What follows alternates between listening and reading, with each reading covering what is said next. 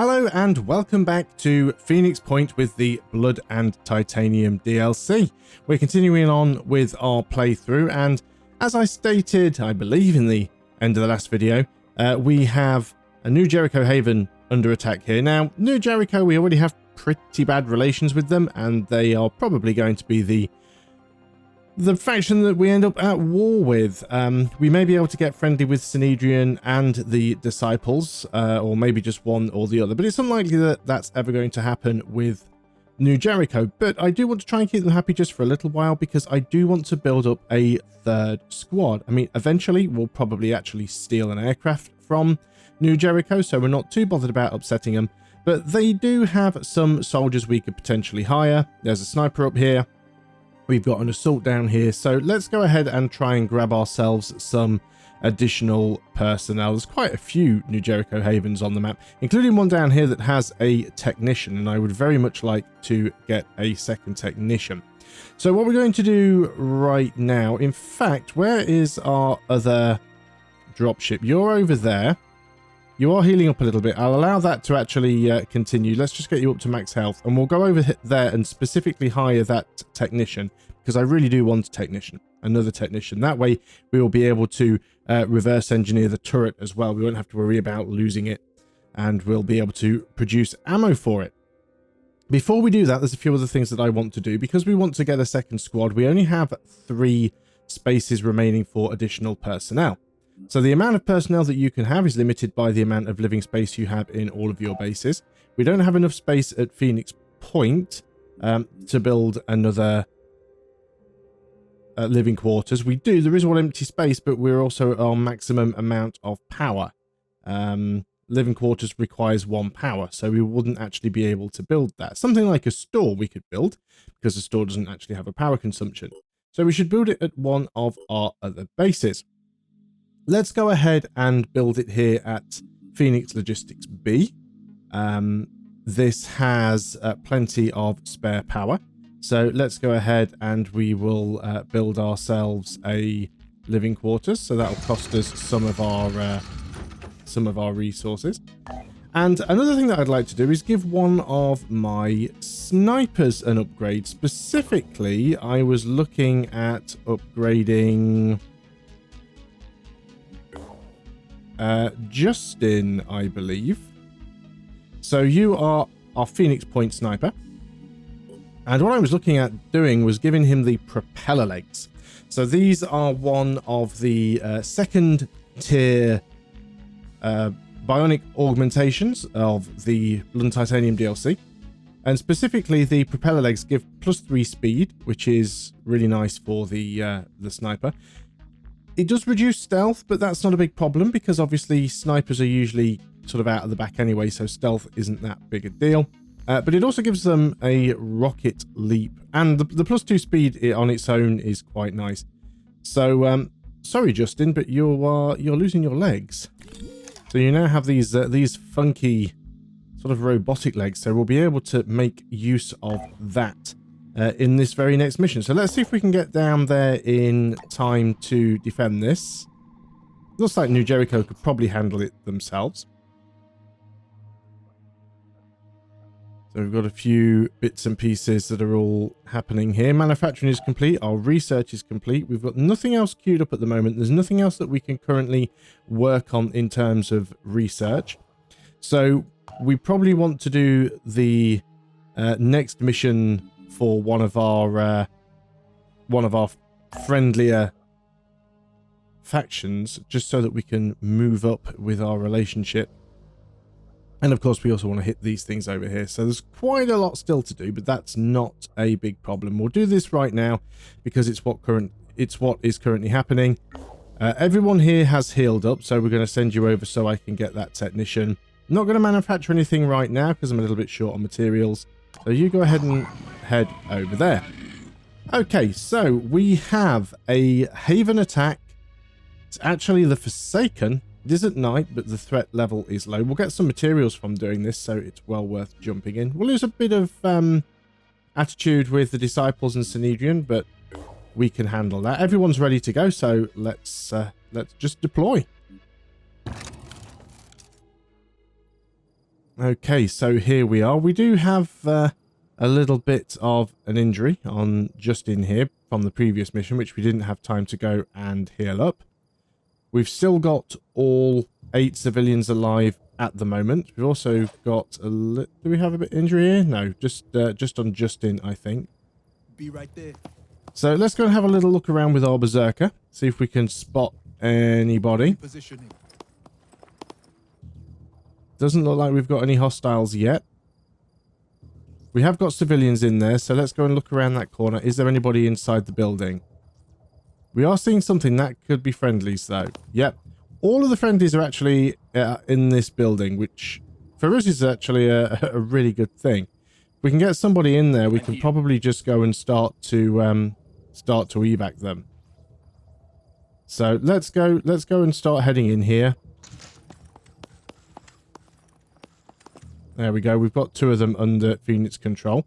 There is a crate in here. There's also one on the roof.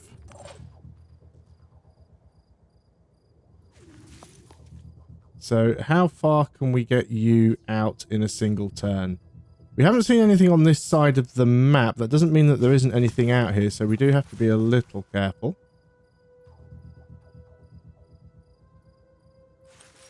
Okay, let's roll the dice a little bit here. And the same with you. Let's actually get you over here because that is near our squad. You should be a little bit safer there for the time being. There's nobody else that we can tag right now. You can't get in any further. I don't want to move everybody over there. So we've actually got these rocket leap boots. Now let's actually give them a try. That'll allow us to get right up onto a rooftop, even if there is no ladder. So that's actually quite useful for us. We can go ahead and set an overwatch in any direction. Let's go and set one over here. Now you'll notice that the distance of the overwatch isn't that great. That's because this is a nighttime mission. Nighttime missions reduce your perception range, which in turn reduces how far we can overwatch. Let's start moving forwards with some of our soldiers. Trying to keep people in positions where they can shoot. We'll put our other sniper, Milo, over here. And we'll overwatch in case anything steps around that way. So right now, we're not seeing an awful lot of anything. Just try and keep our guys spread out enough so that they don't get taken by surprise with a grenade attack, but also close enough together that they can respond to each other if there are any problems. We'll move you a little bit further forward. Bit risky because you're the one that's already taken some damage, but it'll allow us to get in here on the next turn, and we might even be able to ping all of these civilians if we're really lucky. All set. So, just making sure anybody that can overwatch does so. Let's go ahead and do that. Okay, let's end the turn. And we've got one of them over on the far side of the map. There might not be many of them left because the attacking force was quite low compared to the defending force. So it is quite possible that we're not going to have many enemies to deal with. So let's just see if we can run around here and how many of these civilians we can all get on a single turn. Probably most of them. Do want to keep my technician safe.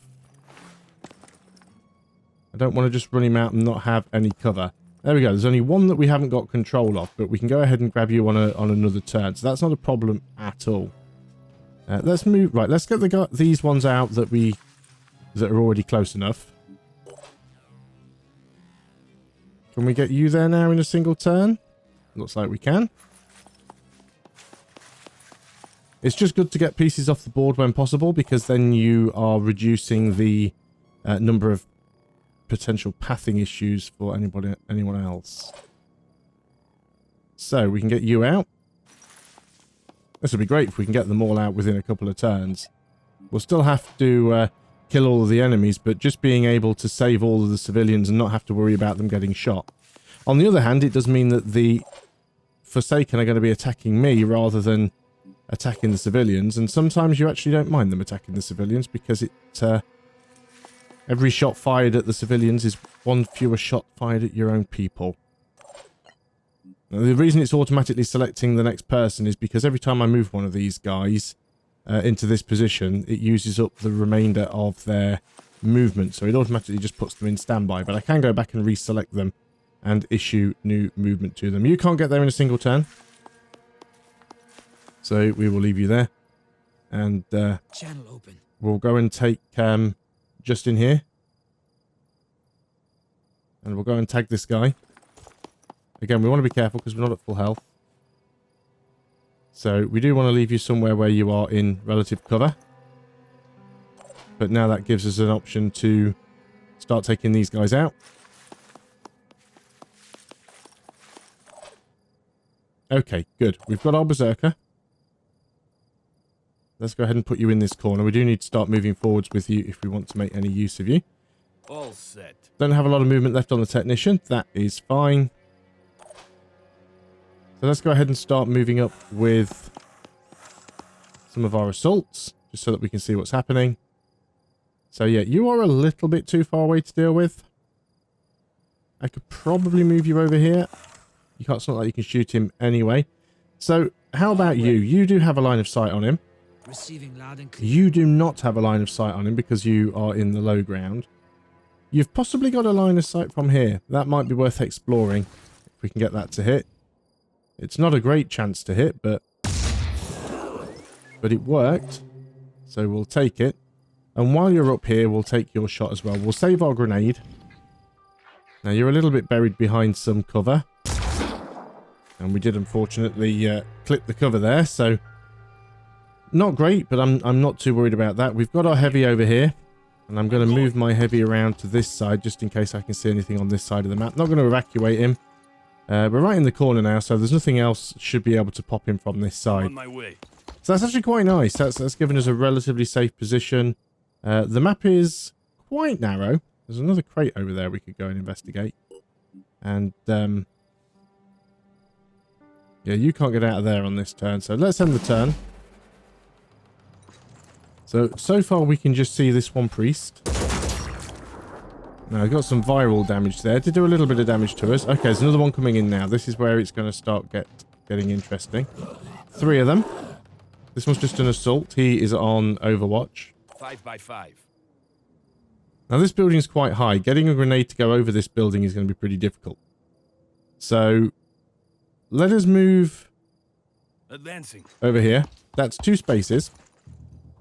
But that's fine because we have Boom Blast. So we can activate Boom Blast. It'll give us the extra range. It'll give us some extra damage. We can hit... This is going to be tricky to hit both of them. We're more likely to be able to hit that one. So let's go ahead and fire the grenade in that way.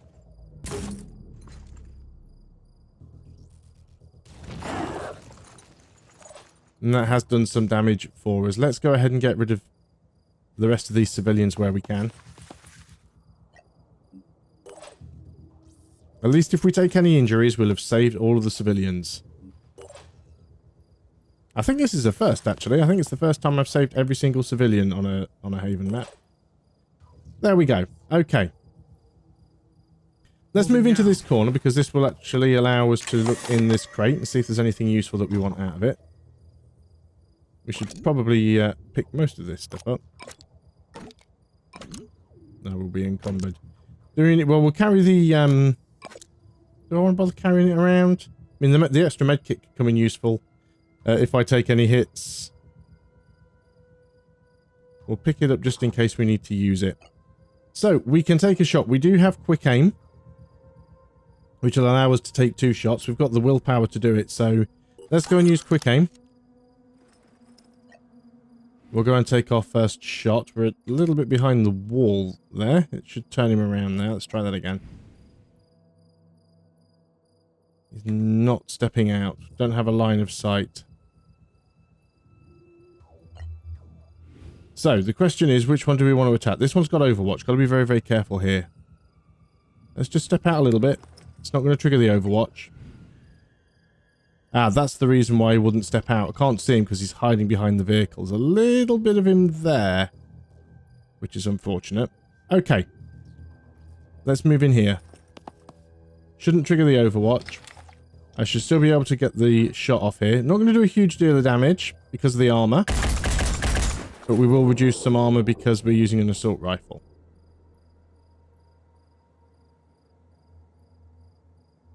So who do we have left that can possibly see those guys?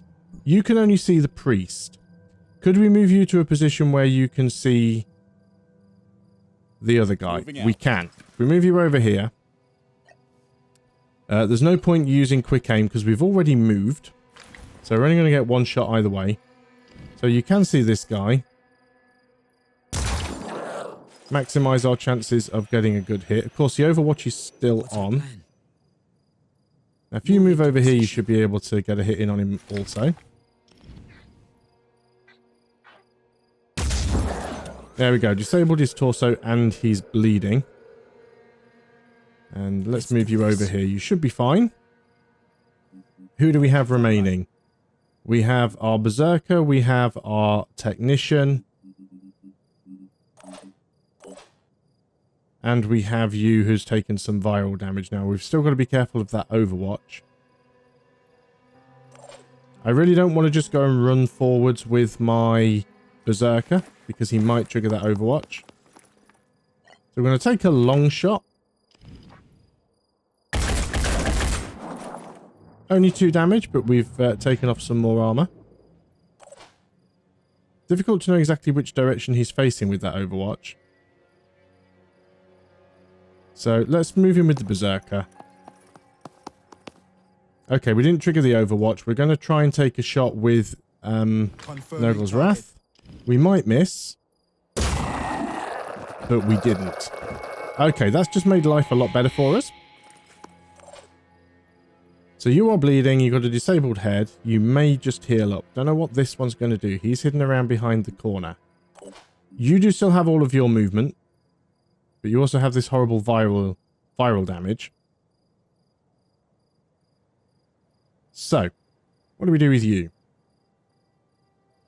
What I want to do with you is move you over here. And I am going to quick aim. I'm going to take a shot and hopefully this will cause a kill. Which it did. That gives us some willpower back. Which will allow me to quick aim again. And then with that quick aim active, I will go and put an Overwatch on this corner. In case that one comes out from behind us. That's pretty much all I can do. So let's end the turn. We'll see what this guy does. He's stepping out. He's stepping into the Overwatch.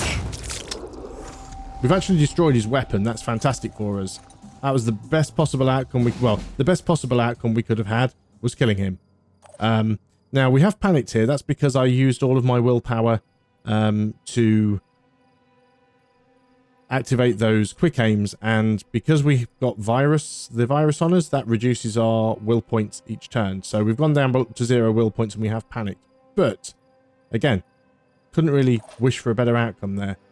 Let's move around here with our Technician. It looks like that might be the last enemy on the map. I've not seen any more moving. So we'll just try and soften him up if we can with some distant shots. He's probably just going to try and run off the map at this point. I mean, he can't actually attack me anymore. At least he shouldn't be able to. Let's see if we can get another Nurgle's Wrath shot in from here.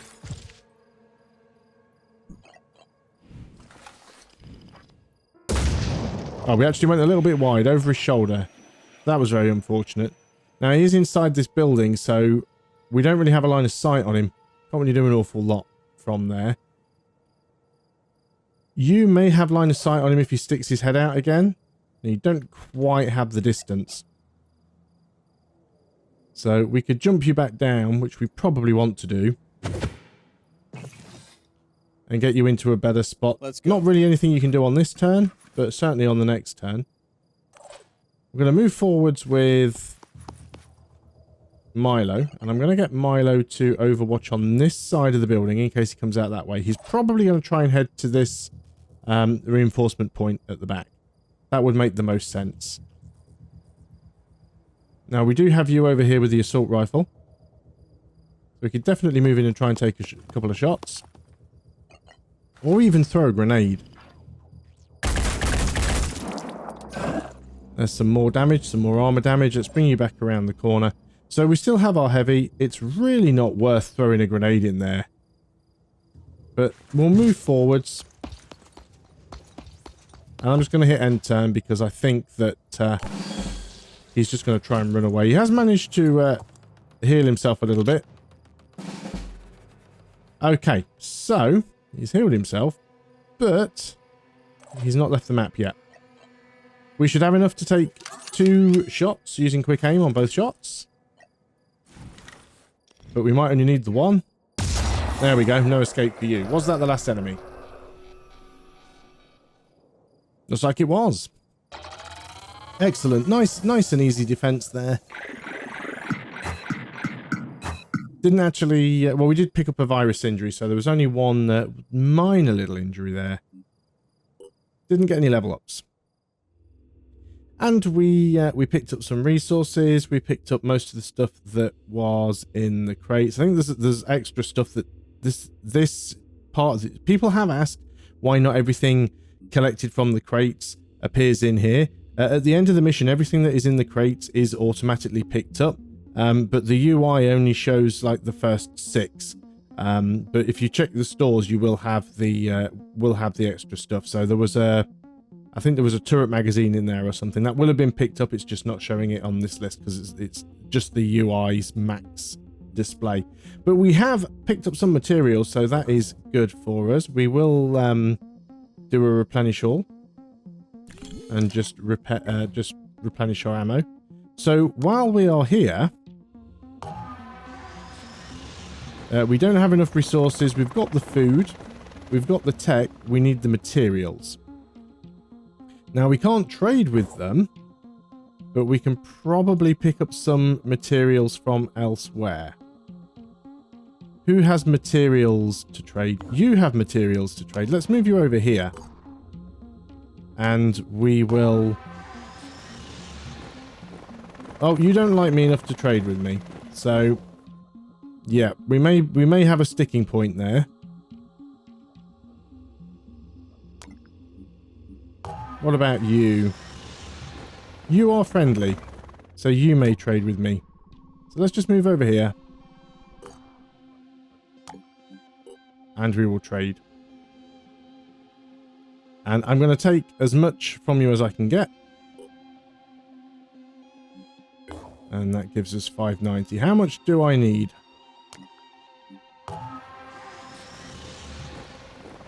$651. We're still short.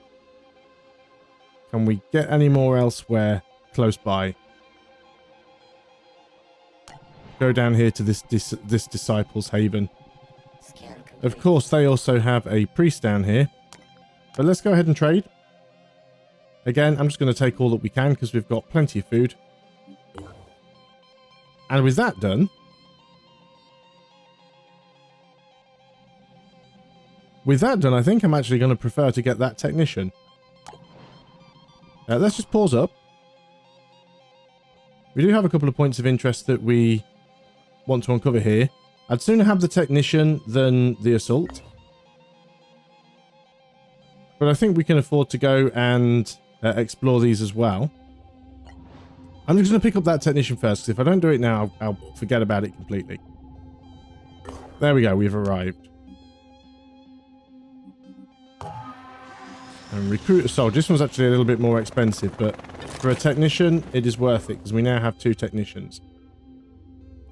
So what we can do now, under research, at least what we should be able to, I might need to unequip them. Does he have a turret? Personnel. Right, let's see who we have. Where are our engineers?